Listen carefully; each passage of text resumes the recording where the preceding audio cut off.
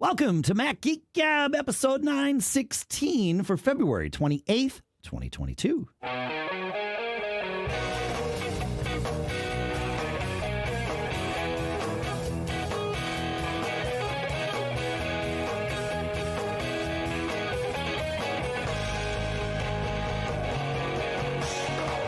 Greetings, folks, and welcome to Mac Geek Gab, the show where you send in your tips, your questions, and your cool stuff found. We pull all of that together. You send them into feedback at macgeekgab.com, by the way. We pull them all together. We try to find answers for your questions, or at the very least discuss them, so that maybe as a community we can find answers for your questions and our questions sometimes. We share your tips. We share your cool stuff found, because the goal is for each and every one of us to learn at least 5 new things every single time we get together.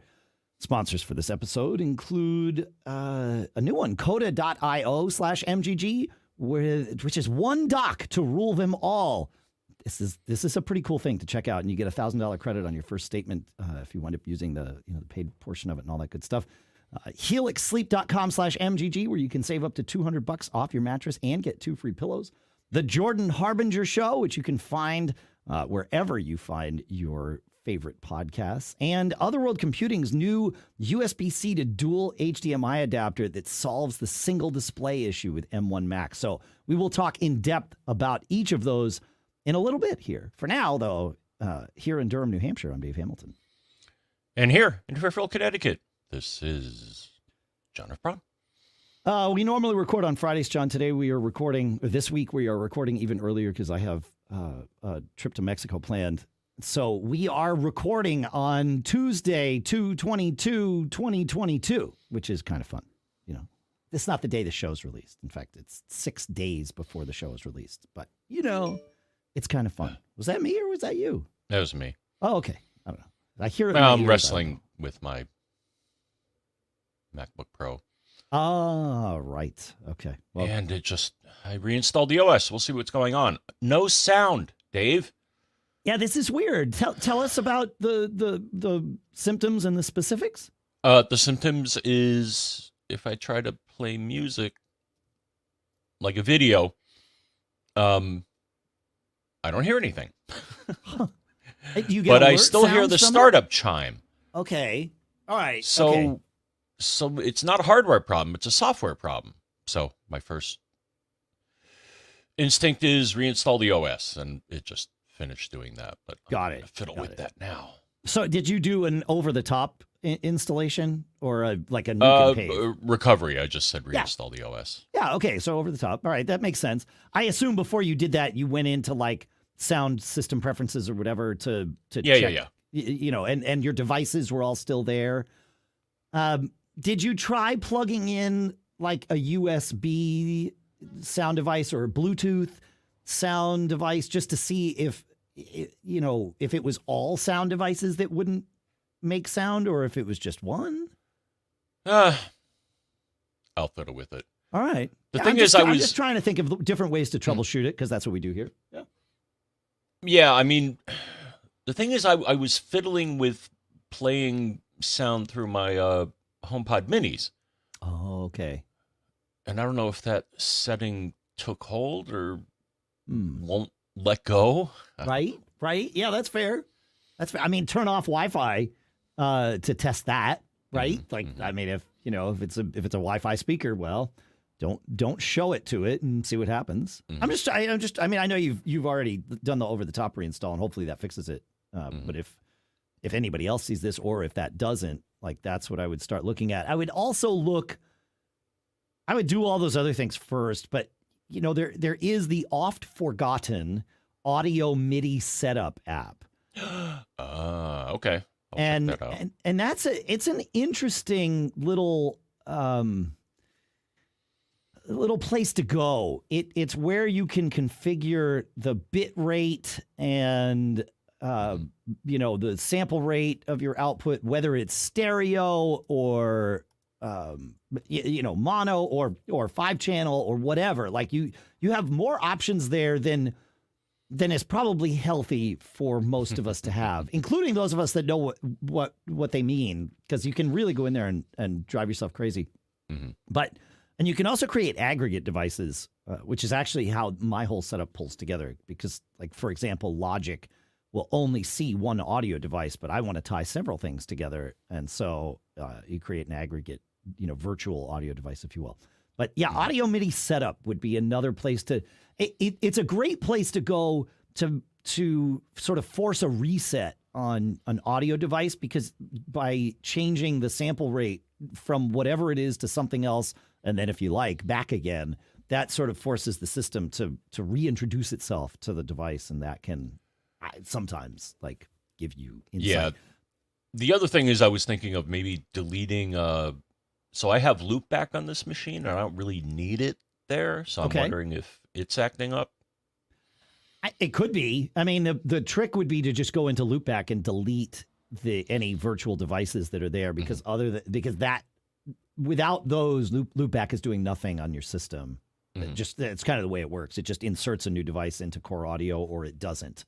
And actually in loopback, you don't even have to delete the devices. You can turn them on and off at will, and then they appear or disappear just like you unplugged or replugged an audio cable, or like a USB cable for an audio device or something.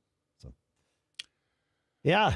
All right. Yeah. Also, Audio MIDI setup, you can set master levels for devices. So that might explain these symptoms, right? Because the hardware works, the startup chime does what it does. Okay, great. But then, the system comes up, it loads whatever preferences the OS has, and, away it goes. And then, so maybe setting that slider, I don't know, in Audio MIDI setup. So yeah, it's a fun place to look, or a not fun place to look, whatever the case may be. Yeah. And if I can't figure it out, well, I still have AppleCare on this machine. So. Right. Yeah, I guess the next thing to do would be to boot from a clean, fresh install. Or is there sound available in recovery mode? Like, could you go into recovery mode and make it play a sound like in the preference pane? Obviously I don't have a machine in recovery mode in front of me, so I can't test that, but that would be another thing. Or boot into safe mode and test sound, because that would rule out any third-party stuff. I don't know. These are all the things. Thank goodness we recorded this, John, so if you wind up with problems, you can just come back and play it. And, not only do we record these things for all of you, we also put chapters in, so you can use your favorite podcast client. Apple's clients do this. Overcast does it. I think pretty much every podcast client now supports chapters. And you can jump around in the episode and say, oh, they were talking about that thing where John's MacBook wouldn't play sound. Let me look. Oh, you see the chapter. Oh, John's MacBook Pro 16-inch Intel won't play sound. Boom. You get right to the beginning of it. You can jump around. So we do that for you. Lovingly handcrafted by us and the wonderful folks that join us in the chat room at live.macgeekgab.com when we do the show. Cool stuff found is going to be the focus of today's episode. So we say 8 minutes in. The first one is a website called WiFisPC.com, WiFisPC.com. And the cool part, what this does is it shows you the Wi-Fi passwords of the public Wi-Fi hotspots near you, which I don't know if you folks have experienced this, but, you go to a restaurant, you go to a cafe, you go somewhere, and then boom, there's Wi-Fi, you see it, but there's a password. It's like, well, why, what's the password? And you're looking around, you think, well, do I need to ask the staff? What's the deal? And this website will show you what they are. So it can use your location to find it. I think my location on my machine here is not, it's not permitting it. It's something weird about Safari on this machine. So if you were watching the video and saw that, you see, put me in Germany or something. But I don't think I'm in Germany. I said I was in Durham, New Hampshire, and I meant that. So, but yeah, super handy. WiFisPC.com. Had you ever heard of this website before, Mr. Braun? No. Yeah. I don't know where I found it. Somebody I think it was some TikTok or something that, There we go. Anyway, that's my first contribution to Cool Stuff Found. I think you have one from listener Matt, yeah? Yeah. Let's let Matt tell us what's up.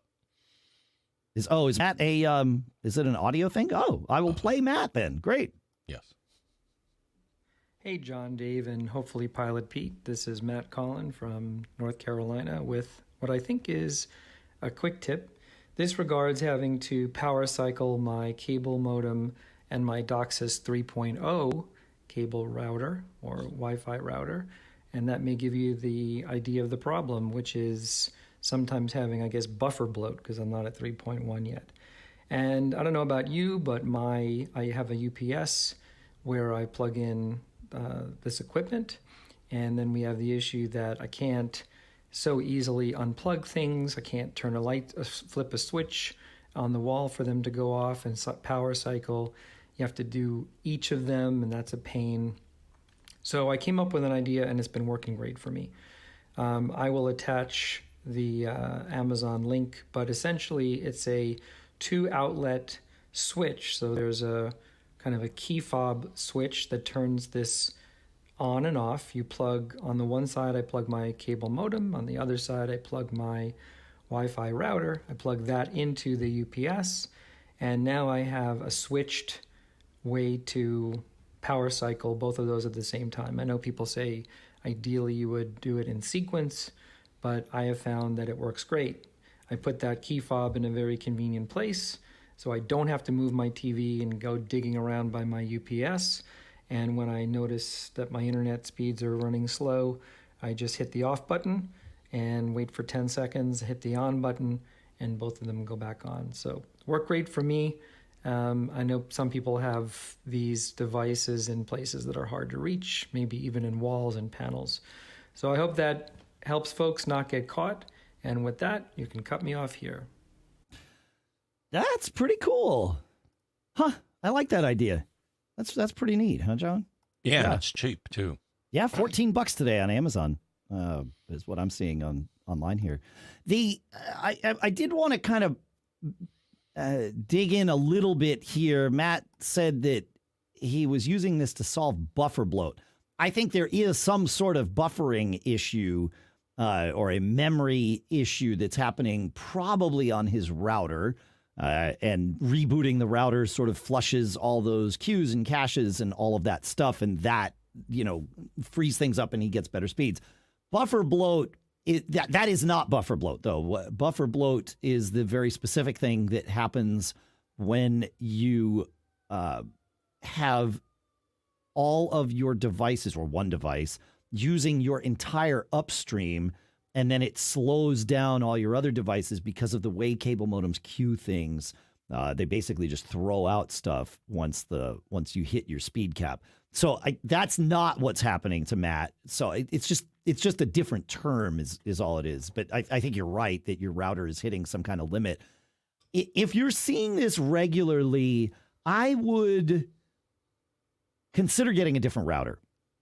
I would try and isolate this. So the next time it happens, I would, try just power cycling the router, not the router and the cable modem. So try, one and then the other, see what fixes it, assuming it's the router. And that is my assumption here. But again, we're doing this remotely, so can't say for sure. But my gut says it's the router, and you probably now have more devices in your house than that router was built to handle, would be my guess. And it's just getting a little overloaded with sort of managing all those connections. So try, A/B test it. Next time it happens, just restart the router, see if that fixes it. If it does, great. Then the time after that, just restart the cable modem and make sure that doesn't fix it. Although it might, because the router might do some queue flushing when it realizes it's disconnected from the cable modem. The other way to test that would be to not power cycle either of them, and just unplug the Ethernet cable for a minute between the two. Plug it back in, let it sort of reconnect. But I'm guessing it's the router, and replacing the router would be the solution, I think. But it could be the cable modem. So, or upgrade your cable modem. As far as I know, we don't have 3.1 support on our network. I'll have to double check that. Upgrading your cable modem is rarely a bad idea. Mm-hmm. And DOCSIS 3.1 will solve buffer bloat. But again, Matt's problem's not buffer bloat, right? Because buffer bloat is the real-time issue when you're uploading data. So and soaking your upstream. So yes, upgrading to a newer, replacement D31 cable modem, whatever, probably not a bad idea. But I'm also probably not going to solve this problem unless the issue is a hardware malfunction with your existing cable modem. So the buffer bloat's not Matt's issue. I think that's the most important takeaway from that part of things. But it doesn't mean Matt doesn't have an issue. It's just called something else. That's all. But we just got to make sure we're not solving for a different issue. So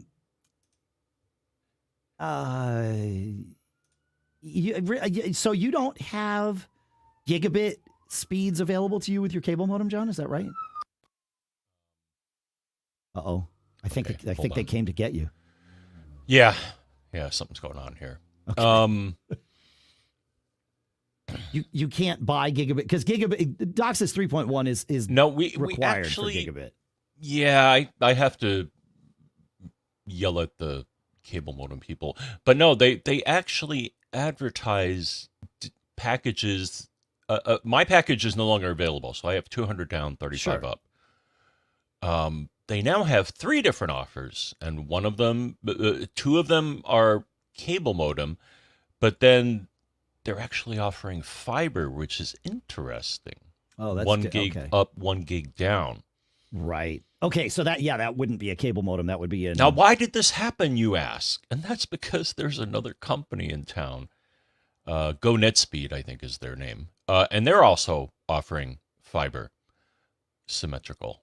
So I think that's what prompted Optimum to offer a fiber. Did Optimum actually go and run fiber lines, or are they just piggybacking on the GoNetspeed people? Well, from what I understand, most of the cable companies it's a fiber backbone and then it's cable to the house. Correct. So I think they already had the lines installed. Interesting. I mean, yes, right. It's a fiber backbone, but generally they're not running fiber on the poles.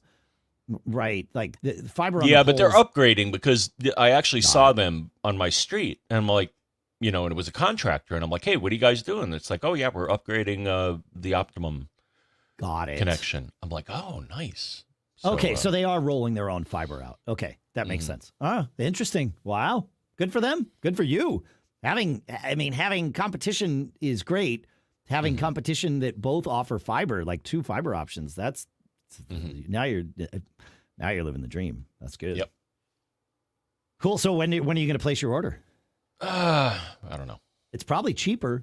I mean, my fiber is way cheaper, like half the price of what I was paying for a slower connection with Xfinity. So, hey, with regards to Matt's outlet that he found there, I wanted to share something that we have discussed on the show before. This also wouldn't solve Matt's problem, because Matt's problem isn't that his connection goes down, it's that his connection gets slow. But if your connection goes down and a reset of your devices is the key, the Keep Connect plug is a fantastic little thing that I know a lot of you out there have used, and we've talked about it on the show before.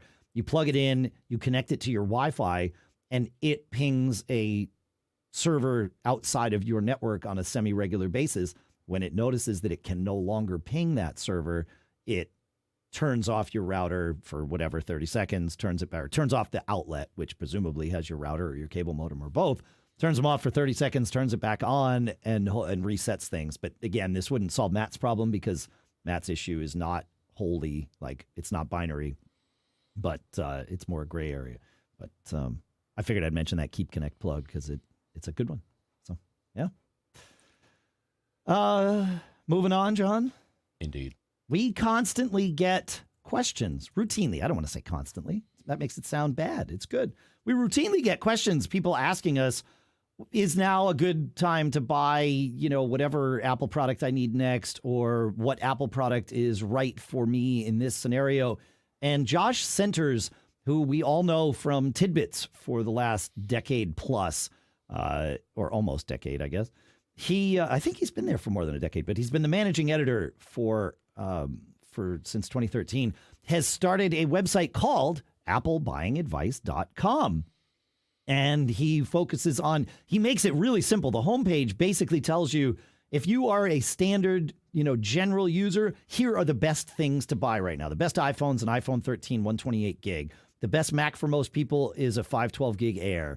The best Apple earbuds, he says, Beats Fit Pro. So there you go. The Apple Watch we like, Series 7 GPS. And then you can dig in a little bit and say, well, I have some specific needs. So, maybe the best iPhone for most isn't necessarily the best for me. Do I need an iPhone Pro? And that question is answered. And, do I want a little phone versus a big phone? And then he says, skip the iPhone SE for now, because reliable sources indicate that a new SE is around the corner. So applebuyingadvice.com from Josh Centers is my next contribution here for cool stuff found. So, yeah, fun stuff. I like it.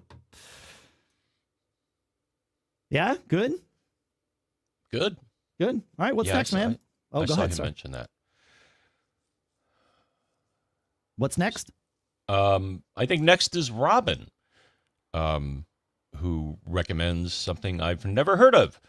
And Robin says, I just wanted to share this quick tip in case you don't know it. I find it very productive. Install Karabiner elements. And we'll link to it in the show notes, of course.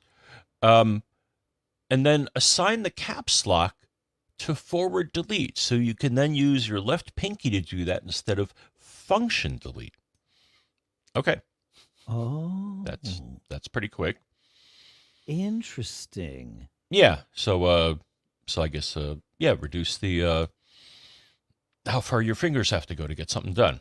Yeah, but just in general, this Karabiner elements or Karabiner, I don't know how it's pronounced, is it changes the function of one key to another key, right? And so like Robin's example is to take caps lock and turn that into forward delete, but you could do it with anything. You can change, like your function keys at the top of the keyboard are generally mapped to media controls where you could map them differently if you so desired. Wow.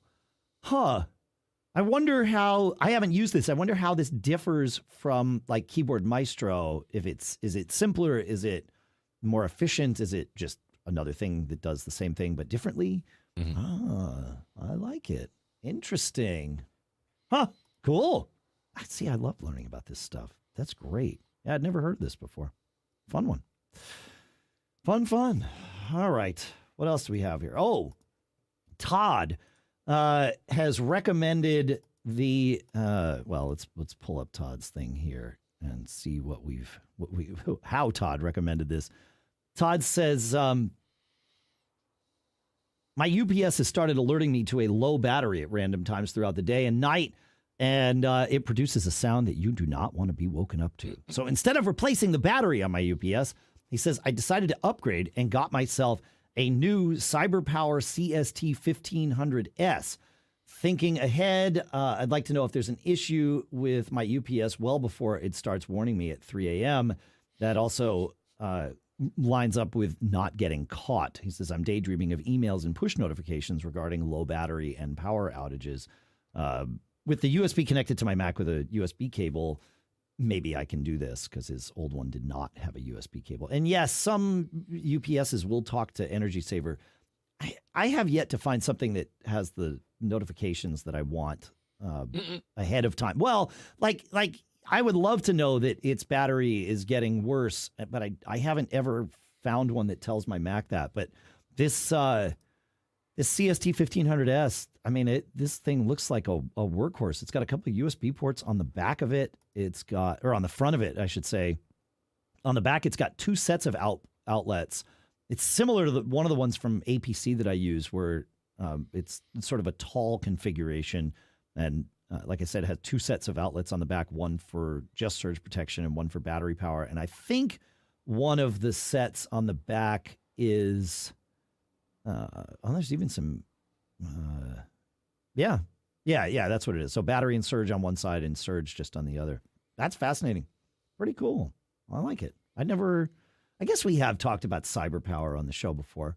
That's not a new brand for us, but it's not the first brand I think of. So thanks for sharing that, Todd. Keep us posted.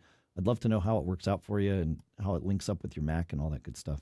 So fun. Well, we have lots more cool stuff found to talk about here if we can find the time to do so. We have some of your questions that we'll sandwich in the middle there, and then we'll get back to cool stuff found. The next thing that I would love to do, Mr. Braun, if it works for you, is talk about our first few sponsors here. Okay. All right. Hey, listen, if you're a startup or a small business, you know all too well how hard it is to get everyone on the same page, staying on task and working together efficiently. And this is why I really like Coda.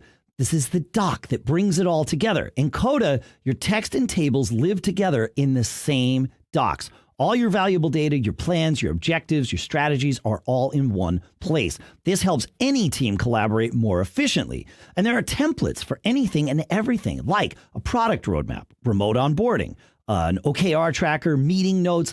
That's just to name a couple of them. And you can take the playbooks published by some of the best innovators and use them for yourself. Say you want to map out your OKRs the same way Pinterest does, right? It's there on Coda for you to read, duplicate, and start using. And Coda works out of the box and it's customizable. You can create a wiki or a knowledge hub for your team, onboard new hires from anywhere, which is awesome in today's remote world. Doesn't matter where they are. Join the productivity revolution. Sign up with Coda today. Take advantage of this special limited offer just for startups. Head over to coda.io/MGG to sign up and get $1,000 credit on your first statement. That's coda.io/MGG to sign up and get $1,000 credit on your first statement. Coda.io/MGG. Our thanks to Coda for sponsoring this episode. Can I say something that maybe makes everybody a little bit jealous? I have been sleeping super well for the last year. I'm stoked about this. You can probably hear it in my voice. Well, you can too, because our sponsor, Helix Sleep, is here to help. About a year ago was when we got our Helix Midnight mattress, right? Which is, they have these different models and it's cool. You go and you take a quiz at helixsleep.com/MGG. It takes about 2 minutes to complete and it matches your body type and your sleep preferences to the perfect mattress for you. And if you sleep with a partner, then, you can both fill it out. It's actually built that way. Lisa and I did it together. Helix knows that we're all different, and so they have all these different mattress models to choose from. There's soft, there's medium, there's firm, mattresses that are great for cooling you down if you sleep hot, and even a Helix Plus mattress for plus-size folks. So like I said, Lisa and I took it. We're the midnight people, and it worked out great. So if you're looking for a mattress, go, please, to helixsleep.com/MGG, take the quiz, order your mattress that you've been matched to, and the mattress comes right to your door, shipped for free. You don't ever need to go to a mattress store again. And they've got a 10-year warranty, and you get to try it out for 100 nights risk-free. On top of that, Helix is offering up to $200 off all mattress orders and 2 free pillows just for you, our listeners here at Mac Geek Gab. You go to helixsleep.com/MGG. Please go check it out. You're going to love the way they do it, and you're going to love what you get. helixsleep.com/MGG, and our thanks to Helix for sponsoring this episode. Next up, something a little bit different. Our sponsor here is the Jordan Harbinger Show, and this is a podcast you're definitely going to want to check out because you're a fan of not only high-quality, fascinating podcasts hosted by interesting people, but you are here at Mac Geek Gab because you like to learn. You like actionable tips. You like life hacks. Jordan Harbinger is a master interviewer and has this talent for getting his guests to share never been heard before stories and thought-provoking insights. And then, like I said, without fail, he pulls out tactical bits of wisdom in each episode, all with this noble cause that we share here to make us all more informed, better critical thinkers, and better able to operate in today's world. You really are going to want to check this out, and you can't go wrong with adding the Jordan Harbinger Show to your rotation. It's incredibly interesting. There's never a dull show. So you're going to search for the Jordan Harbinger Show. That's HARB as in boy, IN as in Nancy, GER on Apple Podcasts, Spotify, or wherever you listen to podcasts. Or you can go to jordanharbinger.com/start, where you're going to find starter packs that he and the team there have created focused on topics. So if you're into things like criminal justice, they've got all their shows about that packaged together. Cults, scams, and conspiracies, those are packaged together. Entrepreneurship and investing, failure and resilience, financial crimes, love and relationships. You get where I'm going with this. Go check it out. Find Jordan Harbinger's show, The Jordan Harbinger Show, anywhere you get your podcasts, or just go to jordanharbinger.com/start. Our thanks to Jordan Harbinger for sponsoring this episode. All right, John, let's do some questions here from folks who aren't us. And you want to take us to Lewis to start this off here? Yes. So yeah, Lewis. This is an interesting one. But Lewis says, I'm not absolutely certain this wasn't added by some third-party software I may be running, but I've noticed the addition of new shutdown and restart menu options on my 16-inch M1 Max running macOS 12.2.1. In addition to the traditional shutdown, ellipsis, and restart, ellipsis, menus, I now have alternate versions without the ellipses. Ellipses? These predictably allow me to shut down a reboot without the "Are you sure?" dialogue. I love it. Interestingly, this change is not present on my 2017 27-inch iMac, also running 12.2.1. Any idea when this appeared and why it only seems to work on my MacBook Pro? And he sent a screenshot with the menu, and I'm like, well, that's interesting. That kind of looks like my Apple menu. Oh, really? Oh, okay. This gets interesting for me now. So, and it's interesting to begin with. But the reason it does is that in a prior episode, Dave, we actually suggested a way to create additional options in your menus to allow you to use a function key, for example, to do restart or shutdown instead of having to click. And that's what happened in this case.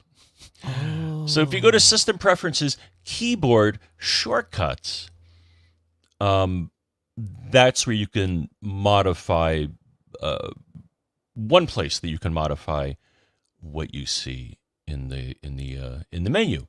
Interesting. So apparently he had done this at some point and forgot. So. Right. And so by putting this in the menu, putting this in keyboard shortcuts, and in like the screenshot that you shared, John, you've got restart map to F10 and shutdown map to F12. And by mapping those, it opens up the alternate menu items for whatever reason. This must just be a side effect, right, of doing this on Mac OS. And his screenshot was similar. He had function keys mapped to the ones with ellipses. So these menu items are not necessary. They're not, what's the right word? They are always available to you. As Brian Monroe in the chat room points out, you can hold down the Option key when you're over the Apple menu, and you can watch those ellipses go away for restart, shutdown, and for logout. So you can get this doing that for sure. Nice. But it just, so they're there, but they're not there. And it must just be that because you've assigned this function key to the ones with ellipses, macOS then exposes the non-ellipses alternates. And as you are always quick to point out, John, the ellipses means there is more to this before it takes action. Without the ellipses, it takes the action immediately. So, yeah, good stuff. I like this. All right. See, we're learning stuff here. This is good. All right. Yes. Great. Okay. So let's see. Oh, more on that, or is it time to move on? Yes. Yes. All right. I guess I know what that means. So Steve asks, he says, is there any way you found to remotely log into your Mac from an external network without first requiring the Mac to be logged into a user account? So on the surface, it seems like, yeah, I do this all the time. But we get deeper into this and we figure out what the actual issue is. Steve continues. He says, on my 2015 iMac, I used to have automatic login for my user account enabled and thus never had issues with remote access using real VNC or other remote apps, i.e. log me in, etc. I recently moved to a new M1 MacBook Pro and have FileVault and Touch ID enabled. In this setup, Apple will not allow automatic login for security purposes. You have to disable FileVault. In addition, Apple Pay and other features are disabled if you enable automatic login. This issue becomes what to do if your Mac crashes or restarts for any reason and you need to remote in. If a user account isn't logged in, then none of the remote access apps are loaded, and thus you can't log in remotely. He says, I tried enabling Apple's built-in remote desktop as well as remote login, but that didn't change anything. So yeah, so the issue here is it's not that automatic login is disabled. Automatic login is disabled as a byproduct, as Steve points out, of having FileVault enabled. And that is correct, because when you start your Mac up, you need, like, if you notice the timing of things, you get the login much earlier with FileVault enabled than you would without. And the reason for that is that your Mac needs to decrypt the drive, and it needs your key and permission to do that. So FileVault disables automatic login because not because of some ancillary issue, but because your drive literally, when you're sitting at that FileVault login, there is no operating system running. It's waiting to decrypt the drive so that it can load that. And that's the issue with your remote access app. So if you leave automatic login disabled, but FileVault also disabled, then you'll be able to run real VNC. Your Mac will start up to the OS's login prompt, not the FileVault login prompt. And maybe that's the right way to think about this as I'm explaining it. So we've got the FileVault login prompt. We've got Mac OS's login prompt. It will get you to Mac OS's login prompt, which generally has all of these other services enabled. It doesn't matter whether you're logged in or not. So you need to get Mac OS up and running. And you can't do that with FileVault there. There are some ways to do it on like a one-time basis, but it's not really the way it works. That said, if you've got an M1 Mac, certainly, but really any Mac with the T2 chip in it, your drive is encrypted regardless.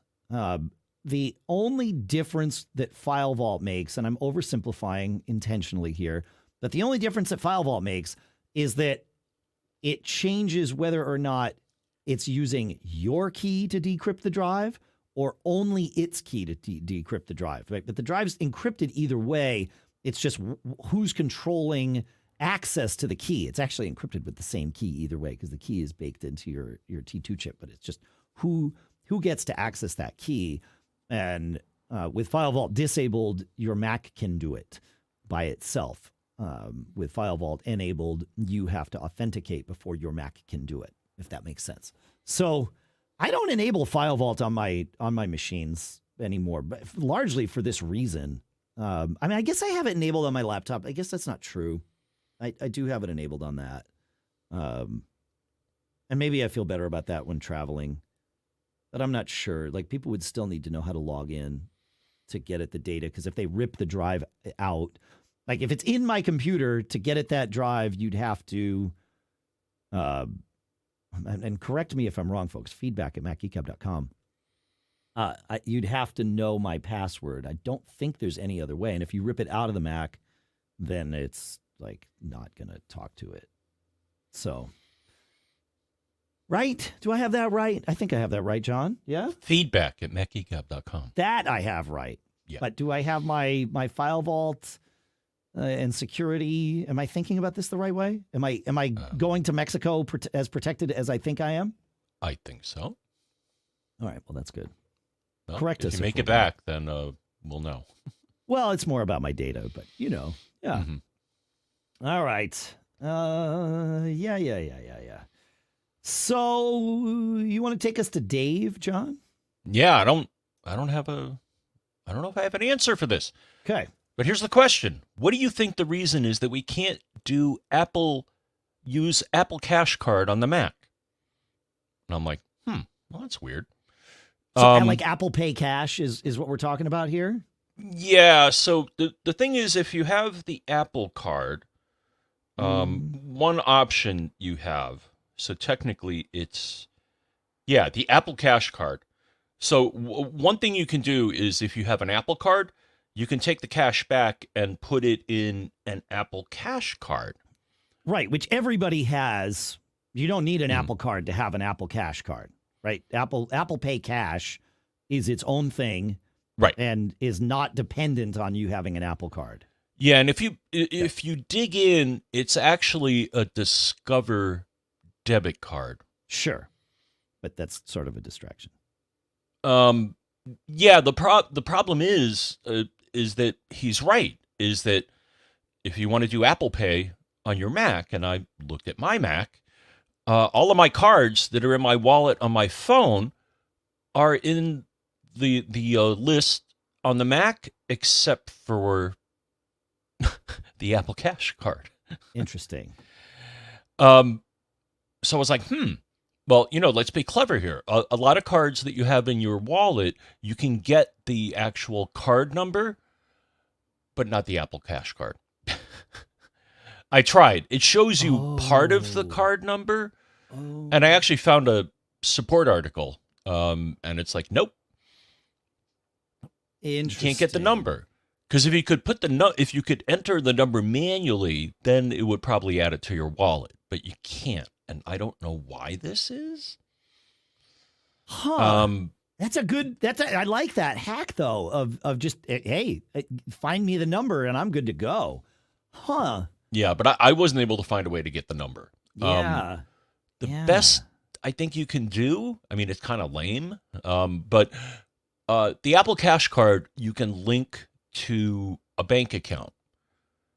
Correct. Yeah, right. You link it to your debit card or whatever. And I actually do have debit cards. So you can put debit cards in your wallet. It's just this one just doesn't show up. And I don't know why. That's interesting. Yeah, when you first put this in the agenda, I thought, well, maybe that's just because it's like not, whoever's testing this isn't doing it on a T2 Mac or whatever. And so I dug in and it's like, no, it doesn't seem to, it seems odd, like that you can't do this. But I mean, I'm not saying it's incorrect. I'm just saying, like, I don't understand why. I'm sure it's some, either we didn't code it or we decided for security reasons we're not going to do it thing. But, yeah, okay. It still doesn't make sense to me. Like, my Mac it either supports Apple Pay because, natively, which like my M1 Mac does, or it doesn't because you have to use your phone to do it. But in either case, like if I'm using my phone to authenticate, why would you limit me from using my Apple Pay Cash? Is that really true? Like, because the way so what I'm thinking here is I send money via Apple Pay using messages all the time, right? And I go into messages, I tap the little row of icons and I hit, the Apple Pay Cash one and I type in the amount and, off goes the money along with maybe a nice little note from me or something. But yeah, I'm looking on my Mac. The one in the studio doesn't have a T2 chip or anything. So like, it's probably the wrong place to test, but I'm looking on my Mac and there's no Apple Pay icon there. So interesting. Maybe somebody knows. You got to do the hokey pokey and put it in send it to another card. Right. Yep. Fascinating. All right. Well, it's just how it is, I guess. Doesn't make sense. I don't like it. No. All right. We talked last episode about Snapshot, about restoring from snapshots on macOS and how it was a little bit less featured than it could be. And I mentioned that I was conversing with Mike Bombich about this. Mike Bombich, of course, is the chief architect of Carbon Copy Cloner, and he also is a former Apple employee. But I don't think he worked on any of this there. So his experience with this is very much from the outside, and being a very interested outside third party because he makes this app. He says, so there's two words that he uses, snapshot restoration versus snapshot reversion. And snapshot reversion, according to Mike, and I like his definition, is the process of instantly reverting a file system to a previous state. That is functionality that you get from true snapshots on any other file system, but not with APFS, at least not with Apple. That said, he says it's possible to restore, so snapshot restoration, you can restore a file system to a previous state from a snapshot, and Carbon Copy Cloner offers a few methods for doing that. And they've detailed those in their how to restore from your backup section. So we'll put that link in the show notes for anybody that wants to dig into that. And you can go in and you mount essentially what you do is you mount the snapshot like a drive, and then can start bringing things over. Or you can have Carbon Copy Cloner sort of you can point Carbon Copy Cloner to the snapshot as a source. And then your drive as a destination is a way of doing that. Going back to why we don't have snapshot reversion, though, gets a little more interesting. Mike says the functionality exists within the file system, but so it is there. So now let yourself get frustrated, or at least understand why someone like Mike might be frustrated. He says the functionality exists within the file system, but a special entitlement is required from Apple to access that functionality. Just, for example, like an entitlement is required to create snapshots. And Carbon Copy Cloner, of course, has that entitlement. Apple has thus far been unwilling to grant the reversion entitlement and hasn't been very transparent about why. He says, I make this request every year with specific points about how I'd use this functionality. In the context of what we're talking about here, he says it's important to note that he has requested snapshot reversion with the specific exclusion of reverting APFS system volumes. In other words, he says, I'm willing to get the reversion entitlement even if it means I can't revert system volumes. And that's more based on the assumption that Apple doesn't see a future in third-party manipulation of a system volume. So it's like, okay, well, I might disagree with you on this, but if you'll give me access to, let reversion happen for just the user volume, at least that's a step. So it gets very interesting with this reversion versus restoration. But I appreciate Mike taking the time to explain this to all of us, because I was not clear on that. But yeah, reversion is the thing that we would want in a pinch, like, oh, okay, crap, like malware got, or, it could be malware. It could be, some ransomware or something. It's like, all right, great, just revert and we're good to go. And that functionality is not there for us. And that's a bummer. Thank you but it's not a bummer that we know. So now we know. And maybe Apple will grant someone like Mike, this, or themselves. Like if Apple were to provide this functionality, then third parties wouldn't necessarily have to beat down their door to get it. But anyway. Yeah. You got any thoughts about that, John? No. Okay, great. You want to take Maybe I should revert my Mac. See? That would be the thing, is being able to dance through different spots in there to test out things. Like, imagine how powerful that would be for us. I mean, it would be, I can see where you could get yourself tied in knots with it, but if you know why you're doing what you're doing, then it's okay. And that's kind of what we do here on the show, is we try to teach everybody. So anyway, you want to take us to Bob, John? Right? Bob's next. Yeah. Oh, Bob's me. Oh, yeah, Bob's you. For some reason, I thought Bob was you. I had it in my thing that Bob was you. So Bob writes that in the last few days, maybe related to the latest OS updates, maybe not, the address book on my iOS devices has duplicate cards via my iCloud account for each and every contact. The address book on my macOS devices has duplicate cards for iCloud and another set of the same cards in the On My Mac section. What's the best way to clean up this mess? Should I delete the On My Mac set of contacts I don't know how to do that. Will the iCloud contact cards still be available to me when my internet goes down? So these are good questions. The answer is yes. Your iCloud contacts and calendars are synced with your device from iCloud, not loaded via an iCloud like web view or something.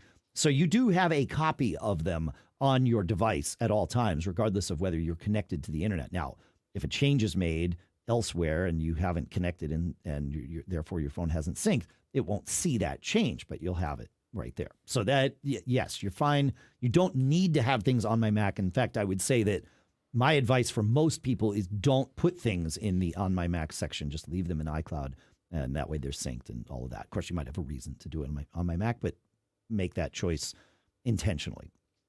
As far as removing duplicates, the first thing I do is I'd go on my Mac, I'd go into Contacts, I'd go to File, Export, and Save a Contacts archive.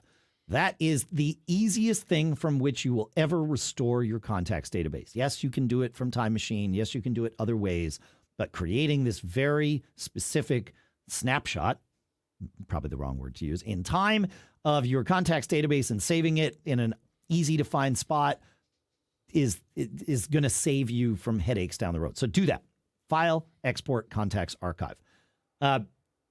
Then, also on my Mac is where I would do this. I would go to the card menu and choose Look for Duplicates. And it's kind of a scary thing to say yes to because, well, you say merge is what happens. It'll show you. I did this the other day. I do this probably every 6 months when a question like this comes in, John. And somehow it always finds duplicates, which is a little bit unnerving. But it found 62 duplicate cards and 54 duplicated entries. And it gave me some options. Well, one of them was cancel the entire idea, of course. But the other was merge. And then I could choose to also merge cards that have the same name, but different info, like different phone numbers or addresses. I did not do that because I thought, well, let's say, I have someone who, father and son share the same name. I definitely don't want to merge them together without knowing what I'm doing. And this doesn't show me those things. So I just chose merge and moved on. But of course, I shot a backup first. So that's how I would fix a duplicate contacts issue. And do you have any thoughts on doing it in a different way, John? No, I did this one time because, my contact list is a mess. Yeah. And I actually had to look for duplicates multiple times before it didn't think that there were any more. That's a great point. No, run it until it comes back clean for sure. Yeah. So I found that sometimes you have to do this operation multiple times. That's great tip. Yep. While we're talking about duplicates and while we're trying to get ourselves back into cool stuff found to wrap up this episode, John, would you like to take us to Lee's cool stuff found about duplicate photos? Indeed. So, duplicate contacts, duplicate photos, there's duplicates everywhere. Why? But Lee says, I heard the topic of sorting and managing a perhaps unsorted photo collection come up again. Here's the best tool for that whole process, especially when you are faced with a giant collection of images and folders. I'm not affiliated with Overmax in any way. I just use the product every day. And it's called FotoSweeper from Overmax. And it's $9.99. Cool. And according to Lee, it's amazing. It'll analyze hundreds of thousands of files in complex folder directories. Yes, I've done it. For duplicates and similars, you can adjust whether you want exact matches or how similar matches are after the image scan. FotoSweeper will group duplicates or similars into groups that you can manually peruse to select the wanted or unwanted. It will automatically select images you want to keep or remove using combinations of image data such as file name, image size, image dimensions, date, time taken, file location, file path, length, Apple photo album location, and more. Once you've isolated keepers or files to remove, FotoSweeper will trash them, copy them, move them, rename them, whatever you want. And yes, the holy grail of sorting, PhotoSweeper can compare the images between two folders or set of folders to find duplicates and similars. For instance, this lets you compare a folder of to-be-sorted images to a folder of already sorted images to prevent accidentally adding copies to a clean collection. And it works with Apple Photo Library. It's built to do that. So, thank you. That's cool. That's good stuff. I'd always used Power Photos, right? For this from Fat Cat Software is the one that I've always used for this in the past, and it has done a fine job. But this is great to know about. I had no idea that PhotoSweeper existed. All right, thank you, Lee. Oh, and a follow-up. Yeah. They also make a companion app called PhotoMill, which is a good batch image converter, renamer, and metadata tool. Huh. Look at that. So, never heard of these guys.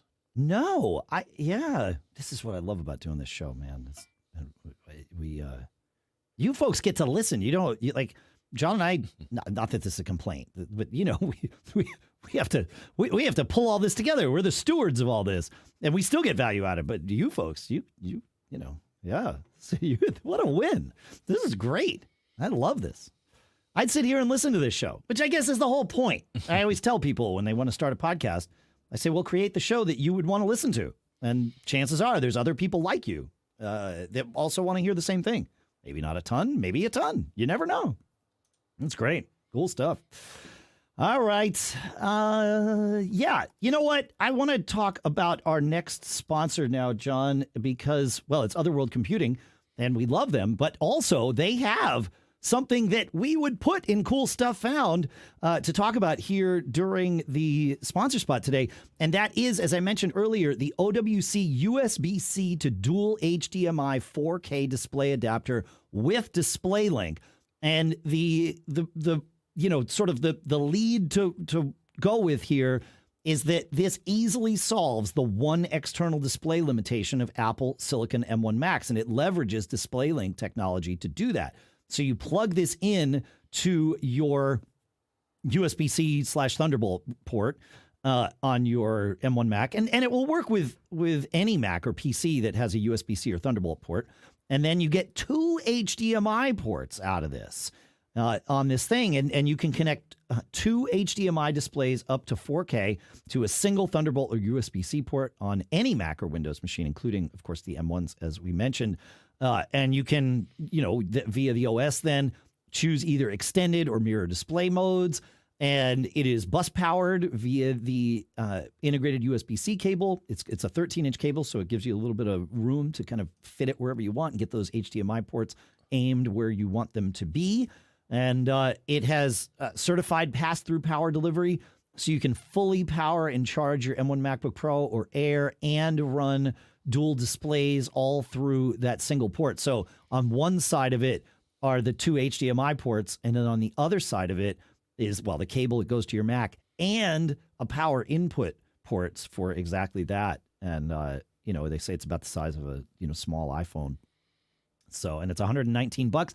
It is in stock as of the moment that we are recording this, and it's that dual display solution for all. So go take a look. It's at macsales.com. It is definitely Cool Stuff Found, and we'd like to thank, as always, Otherworld Computing at macsales.com for sponsoring this episode. Great stuff. All right, you want to take us to Todd, John? Indeed. Cool. So Todd says, following up on your bit last week about tracking your location, it reminded me of 2 seldom heard of iOS apps that I've used to track how long I'm at a location.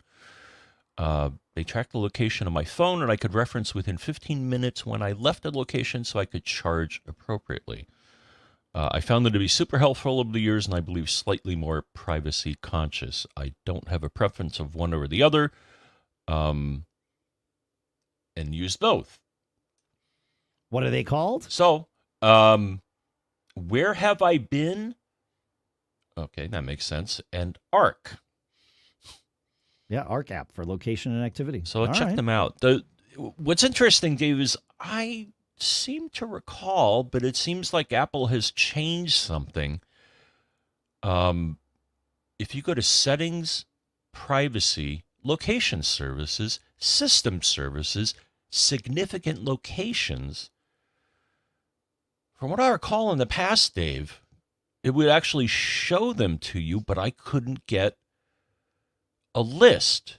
If I go here, it says, "Oh yeah, I've logged a whole bunch of them," but when I click on it, nothing happens. Yeah, I have It seen used the same to. thing. It used to be like, okay, well, you go here pretty often, Westport or Norwalk or wherever. Yeah, sure. But it used to list them in more detail, but apparently it doesn't do that anymore. So I guess that's the reason you have these. Yeah, I'm in there on mine, and in the past, I would not have been comfortable showing this on, a publicly available video necessarily. But right now, there's nothing in here. It's showing recent records, which is one record, and it shows that I went to Kohl's the other day. I did. I bought a new suitcase. I'm really stoked about that. But, it does list the date and the time that I was at Kohl's, February 20th at 10 in the morning or whatever. But I can't tap on, it says that there are 93 records. I cannot tap on those. I can't see them. And you're right. You used to be able to dig through and see your own stuff. That's kind of weird. They don't let you see that anymore. I don't know.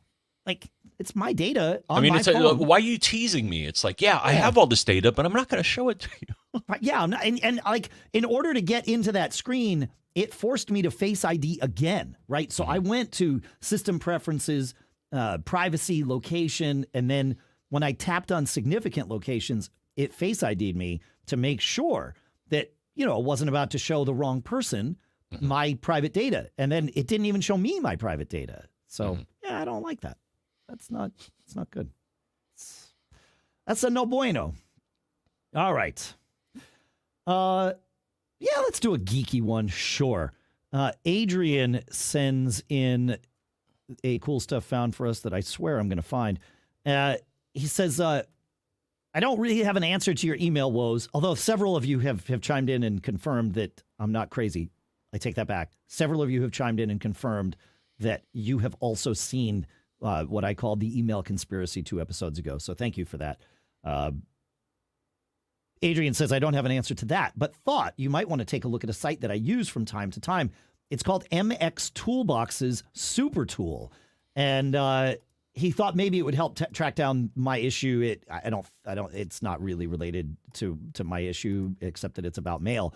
However, it's a pretty cool thing, this SuperTool at MX Toolbox, where you can do all kinds of different lookups. So if the issue was that, a mail server was in a blacklist database, you can type in, that. I can do an MX lookup for, MacGeekGab.com, and it will look it up and it will tell me, okay, that routes through mailroute.net, and here's their IP address. It has a 60-minute time to live. It says we don't have a DMARC record published, which maybe we should publish a DMARC record. Sure. And because of that, we don't have a DMARC policy enabled. But, we certainly could. And maybe we should. But, that's a pretty cool tool. Thank you for that, Adrian. I like it. I mean, you can do all this stuff with the dig command. A lot of it. Sorry. You cannot look up blacklist, but an MX lookup you can do with the dig command. But this website makes it way easier. So I just looked in the blacklist check for MacGeekGab.com, John, and there are none, which is outstanding. That's good. Means we're not known spammers, John. And I use the term known. DMARC record, did you say? What is that exactly? Yeah, that is a great question, my friend. And I don't know the answer, but we're about to find out together. Domain-based message authentication, reporting, and conformance. It's an add-on to the mail protocol that gives, us as the domain owner, the ability to say, to protect against spoofing, right? So what we would do in a DMARC record, and this is part of why I haven't set it up, because I know I would probably screw it up and people would stop getting our mail because they would think that we were spammers. But the idea is in the DMARC record, you put in who is allowed to send mail as you, like what mail servers are allowed to send mail as you. And I think I'm probably conflating what DMARC does and what an SPF record does, but the combination of them keeps people from just sending mail as us willy-nilly. People get to check with our domain record, which is theoretically only controlled by us, and confirm that the server they're getting mail from is one of the servers we have granted permission to send mail as us. So we host our mail at Google Apps for Domains, which we may have to change or start paying for. But part of the reason I never did a DMARC record is it's like, well, if Google, like we're using Google like the rest of the world, so what are we really protecting against? I don't know, But I don't know. It's probably a good idea. I probably should do it. Believe it or not, I have it on my to-do list, and I just keep kicking that can down the road. Any more thoughts on that, John? No, Okay. no, it's good to know there are protections out there because, as you and I know, it's trivial to forge a from address. It is trivial. Yes, I think it hasn't been long enough, so I won't tell the story about how we did that to get the DNS for Mac Observer when we initially bought the site or created the site, or for Webintosh when we bought that site 23 years ago. Yeah, but yeah. Because I remember actually back in the day, it was funny. I was showing somebody this. They're like, how can you make an email look like it comes from someone else? And I'm like, here, let me show you. Logged into the SMTP server. Yeah. Right. Or SNMP server, and you can just craft from. I think it's a reply to. I think is. No, you can do a from address. It's totally fine. Mm-hmm. Yeah. Yeah, and the mail server's like, okay, I trust you. Yeah, it's not quite that simple now because most mail servers are locked down with authentication, right? So unless you've created your own mail server, an outbound mail server, you don't necessarily need an inbound mail server to do this. But if you create an outbound mail server, which is also, in the grand scheme of things, fairly trivial. There's instructions to set it up. You set up postfix or send mail or whatever. And then if you have control over it, you can decide what you let happen through it. But of course, you might also get flagged as a spammer if you start letting the wrong things happen through your mail server. But like to send mail through Google or even your ISP or, Fastmail or any of those, you have to authenticate as you so that the mail server then knows, all right, not only who is this person, but what addresses are they allowed to send as? And, your mail server, when like for Fastmail, when I go in and I say, okay, I want to put in feedback@macgeekgab.com so that I can send that through Fastmail. What it does is it sends me an email to feedback@macgeekgab.com with a code in it, like one of those two-factor authentication codes. So if I don't know that code, Fastmail is going to be like, you don't get mail to this address? We're not letting you send mail from this address. That's it. So, but you're right. You set up your own mail server. You can do whatever you want. So, yeah. DKIM helps. It's good. Hey, you know me, John. I love microphones, and I especially love microphones that are built for broadcast use, aka podcasting.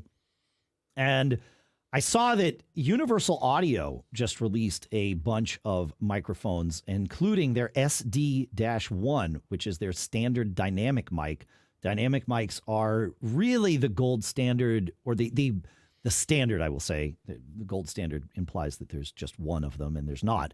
But generally, dynamic mics are the standard for broadcast work. They tend to be better in general at proximity stuff, and also not picking up all of the room noise. Certainly, you can tune the right condenser to do that, but dynamic mics just kind of make it easy. It's part and parcel of what they do.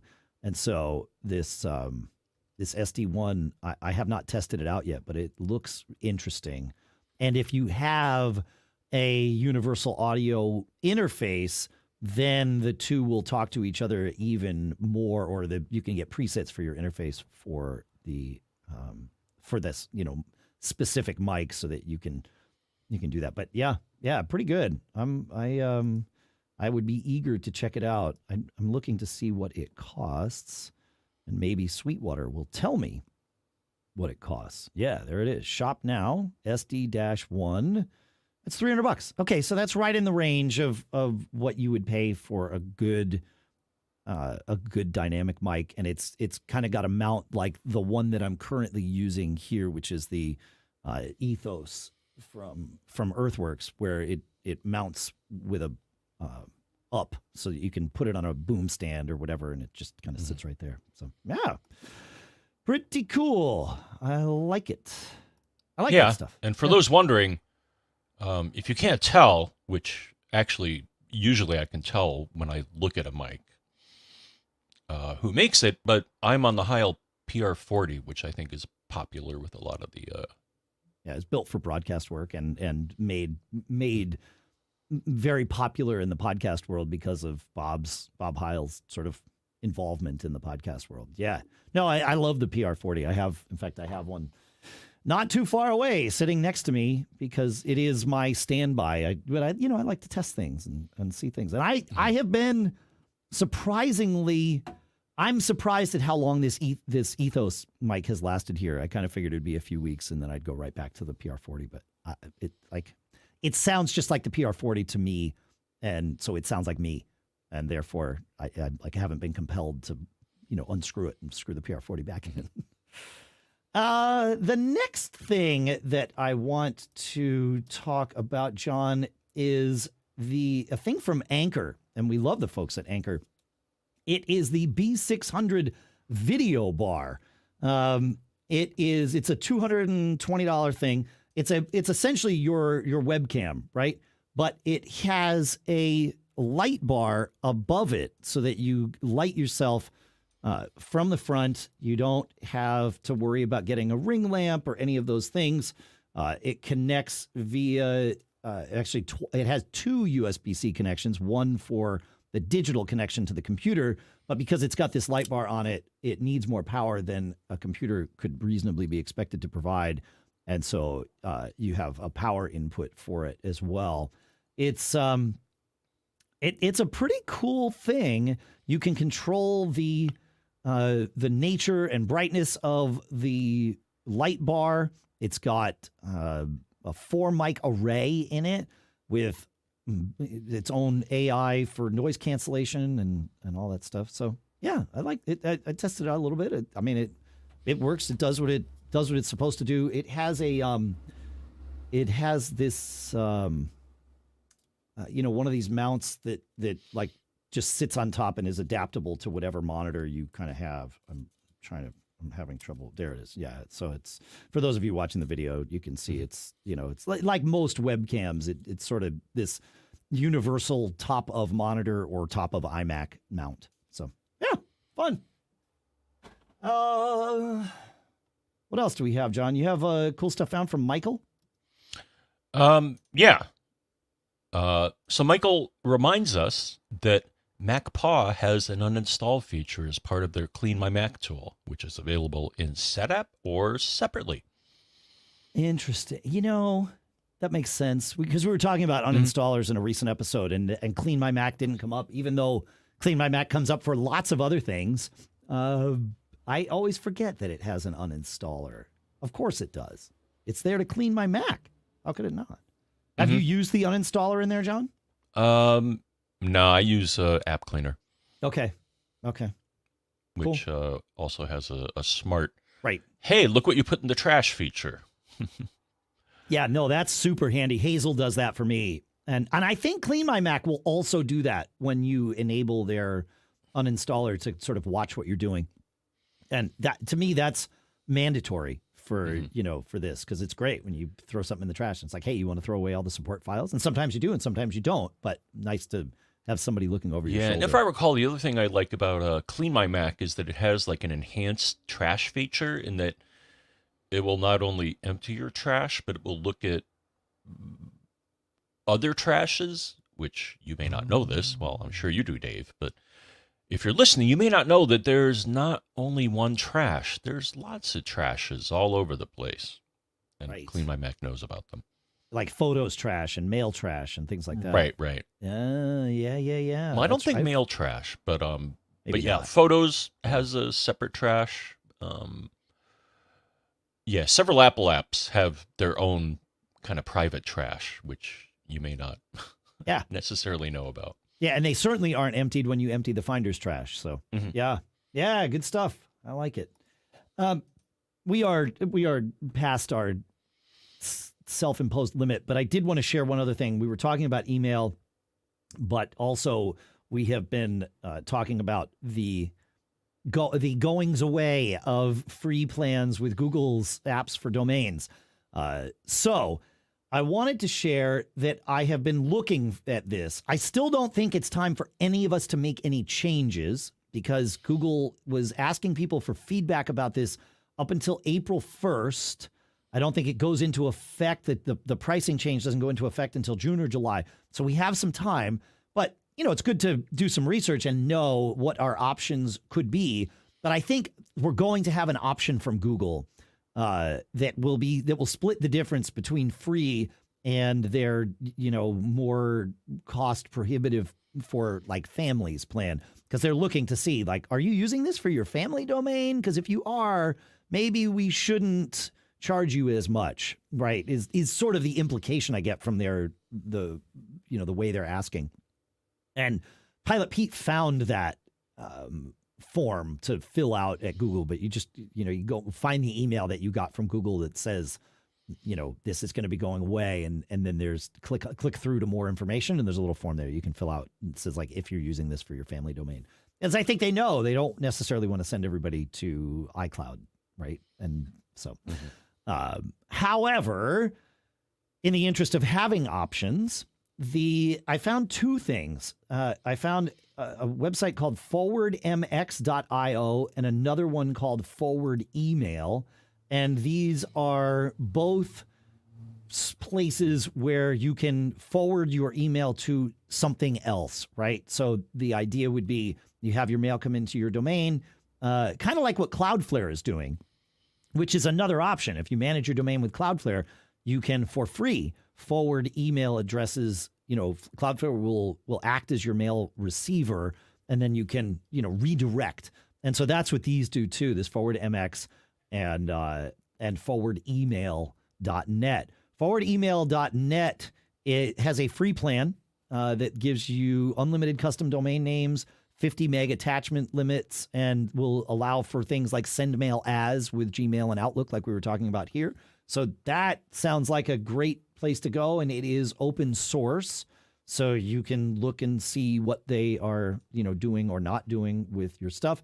Forwardmx.io has it is not free, but they do have like a $60 a year domain plan that lets you do it with up to 25 domains with unlimited forward emails, unlimited team members, SMTP access to send emails, which is huge, and up to 10 more, so 11 total SMTP users. Like that's a pretty, if we have to move to something, $60 a year is way cheaper than, what we would be paying for with, actually buying mailboxes at Google, because we have mailboxes. In fact, we can get free mailboxes from Google. They're just Gmail accounts. And so that would be a way to go, is, route your custom domain that way. But my guess is that Google is going to find a way, much like Apple has with iCloud Mail, to add custom domains to Gmail that's different from the full-blown, Google Apps for Domains. So watch this space. We will not only be following it for you, but also very much for us, because we have to solve this problem too. So if you find anything about this, well, what do? Feedback at MacGeekGab.com, because that's the that's the funnel, if you will. That's where it all comes into, and that's what we do. So I don't know. Remember the good old days when you had to create a .forward file? Actually, I still have some of those on our. Well, like I had to. So a .forward file. So the answer is yes. A .forward file is what you put in your home directory on a Unix machine. So you could do this on Mac OS, though you're probably not getting mail to your home account on Mac OS. But you create a file called .forward, and in that you just list an email address, and any mail that comes into you will be forwarded to whatever's in your .forward file. And yeah, I had to do that like with our like the root account on our server that we have at, servers that we have at Servant or LeaseWeb now. that hosts like all the Backbeat stuff and everything. So, yeah. Speaking of, Adam and I had a call last night going through some basically the final sort of punch list and scheduling. So hopefully by first week of March, we'll have Mac Geek Gab on its own place, and then the evolution begins. So I'm excited about that. Really good stuff. Anything else to add, Mr. Braun? Nope. All right. Cool. We appreciate you for listening. Simply that. If you'd like to show that you're a listener, go to MacGeekGab.com/merch and pick up a Mac Geek Gab t-shirt. I'm bringing at least one of them with me to Mexico to show it off while we're there. So you can do it too. I love seeing all your pictures. You folks have been emailing us pictures with your shirts and all of that stuff. It's great. So thank you for that. Of course, thanks for supporting all our sponsors. And by supporting, certainly if they have something that you want to buy it from them. That's great. Really, our job here, if you will, with our sponsors is to simply tell you about them and encourage you to go visit them. So you can go visit our sponsors, and that really does help us. Coda.io/MGG, HelixSleep.com/MGG. You can go to JordanHarbingerShow.com or just search for The Jordan Harbinger Show. And then, of course, Otherworld Computing at MacSales.com. All those links are in the show notes at MacGeekGab.com, and you can sign up for our email at MacGeekGab.com so that you'll continue getting the show notes in your mailbox. It's amazing. What do you think, Mr. Braun? Anything more? One last thing, Dave. Okay. Advice for you. Sure. And everyone listening is